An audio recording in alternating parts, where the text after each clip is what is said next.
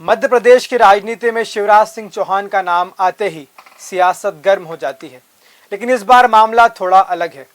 शिवराज के खिलाफ शिकायत हुई। शिकायत के बाद शिकायतकर्ता की सुरक्षा मांगने डीजीपी के पास पहुंच गया।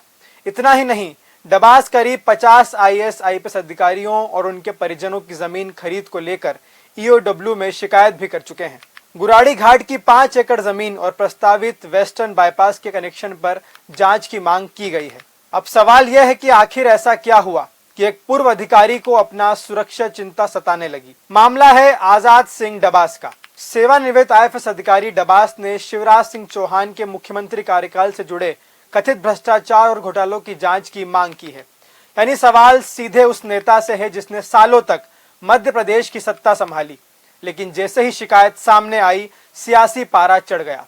डबास का आरोप है कि सोशल मीडिया पर उनके खिलाफ ऐसी पोस्ट डाली गई जिसमें बेहद आपत्तिजनक और कथित तौर पर धमकी भरी भाषा का इस्तेमाल किया गया।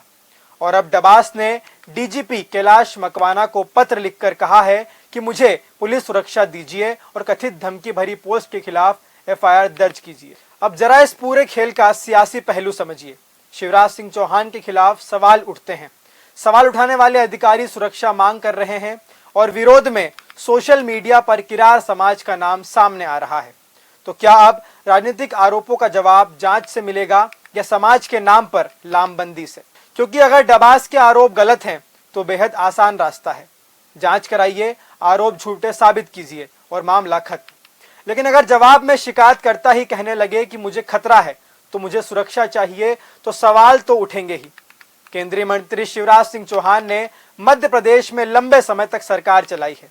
सत्ता उनके पास रही, प्रशासन उनके पास रहा, व्यवस्था उनके हाथ में रही। तो अब जब उनके कार्यकाल से जुड़े सवाल उठ रहे हैं तो जांच से डर कैसा? आरोप सही हैं तो जवाब दीजिए, गलत हैं तो सबूतों के साथ खारिज कीजिए। लेकिन राजनीति में एक पुराना तरीका बड़ा मशहूर है।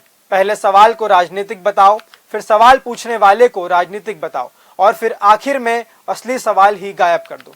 लेकिन इस बार कहानी थोड़ी अलग है, क्योंकि सवाल सिर्फ केंद्रीय मंत्री का नहीं, सवाल उस सिस्टम से भी है जिसके खिलाफ डबास खुद सिस्टम परिवर्तन अभियान चलाने का दावा करते हैं। और अब कहानी में किरार समाज का एंगल भी जुड़ गया है। डबास का कहना है कि उनके खिलाफ पोस्ट में समाज को लेकर उन्हें घेरने की कोशिश हुई।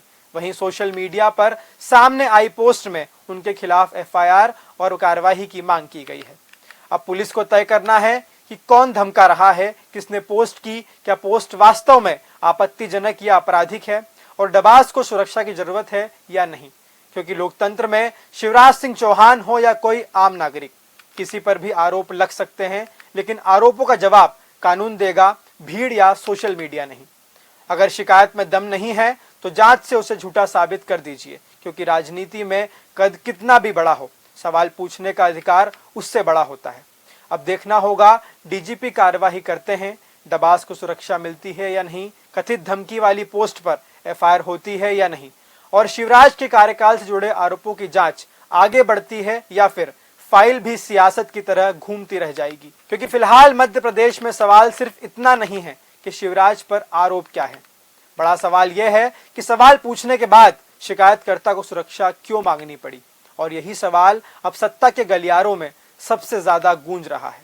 इस पूरे मामले पर आपकी क्या राय है, कमेंट करके जरूर बताइए और लगातार जानकारी के लिए देखते रहें पॉलिटिक्स वाला।